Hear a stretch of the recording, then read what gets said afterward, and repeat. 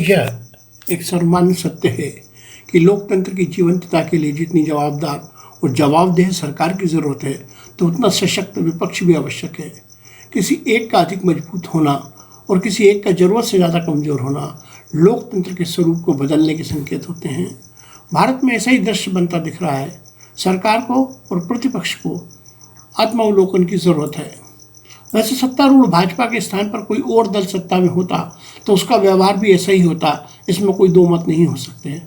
पर यदि भाजपा प्रतिपक्ष में होती तो क्या उसका व्यवहार वर्तमान प्रतिपक्ष कांग्रेस सा होता? आपका उत्तर कुछ भी हो सकता है। आज कार्यशैली को लेकर भले ही दोनों में समानता दिखती है, परंतु संगठन के स्तर पर अलग होने से प्रतिपक्ष का स्वरूप कुछ अलग होता। कहने को कांग्रेस भारत का सबसे पुराना राजनीतिक दल है। आज उसमें नेतृत्व संकट से सुलझने की बजाय उलझता दिखाई दे रहा है।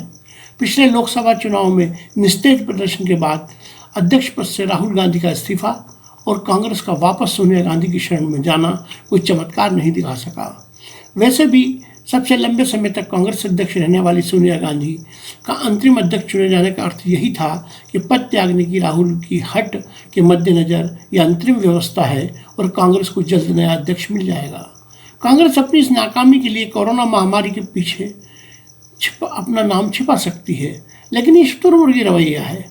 जो कांग्रेस अपना इतिहास और स्वतंत्रता संग्राम में अपनी भूमिका पर गर्व करती है, उसका ऐसा रवैया किसी को पसंद नहीं आया। देश में 2014 लोकसभा चुनाव के बाद सशक्त विपक्ष की कल्पना की चीज बन के रह गया है।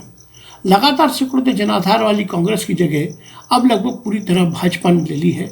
तो कई राज्यों में क्षेत्रीय दल कांग्रेस से ज़्यादा महत्वपूर्ण भूमिका में आ गए हैं। इसके बावजूद भी आज की परिस्थिति में राष्ट्रीय स्तर पर कुछ राज्यों में कांग्रेस के बिना सशक्त विपक्ष की भूमिका असंभव है। ये अलग बात है कि पिछली लोकसभा में 44 और वर्तमान में 52 सीटों पर सिमटने के कारण कांग्रेस को नेता प्रतिपक्ष का पद राजनीति के कारण नहीं मिला, जबकि सदन में सबसे बड़ा दल वही है और भाजपा के बाद देश में सबसे ज़्यादा राज्यों में भी कांग्रेस की सरकारें ही हैं। ऐसे में कांग्रेस को खारिज कर देना ना तो तर्कसंगत है और न ही लोकतंत्र के हित में। यहाँ सवाल यह है कि क्या खुद कांग्रेस को अपनी इस जिम्मेदारी जवाबदेही का एहसास है? कटु सत्य यही है कि इस प्रश्न का उत्तर ना नहीं है। नरेंद्र मोदी के नेतृत्व वाली केंद्र सरकार के हर फैसले का सोशल मीडिया और प्रेस कॉन्फ्रेंस के जरिए विरोध करने के अलावा सशक्त विपक्ष की भूमिका निभाने में पिछले 6 साल में कांग्रेस नाकाम ही तो रही है। आज कांग्रेस को सबसे पहले अपना घर दुरुस्त करना होगा। जो राजनीतिक दल साल भर में नए अध्यक्ष न चुन पाए और लंबे अंतराल के बाद मिली मध्य प्रदेश सरकार की सत्ता भी अंतर कलह के चलते गंवा दें, वो कैसे कह सकता है सब कुछ ठीक है? आज़ादी के बाद लगातार और सबसे ज़्यादा समय सत्ता में रहने से उत्पन्न अहम उसकी सबसे बड़ी समस्या है। कांग्रेस अपनी समस्याओं को आंतरिक बताकर हमेशा जवाबदेही से मुंह चुरा रही है। उसे समझना चाहिए कि ना तो ये किसी परिवार का आंतरिक मामला है और ना ही वह कोई कारपोरेट हाउस है। वह एक राजनीतिक दल है जिसे अपनी रीति नीति के लिए जनसाधारण के प्रति जवाबदेह, जिम्मेदार दोनों ही होना चाहिए। आज नहीं तो कल उसे इस सत्य का सामना करना पड़ेगा।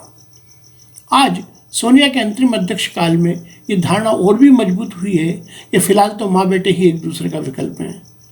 ऐसे में जनाधार वाले स्वाभिमानी नेता किनारे किए जा रहे हैं और कुछ दरबारी केंद्रीय भूमिका निभा रहे हैं। वैसे कांग्रेस से शुरू हुई राजनीतिक विकृति तेजी से दूसरे दलों में भी फैल रही है।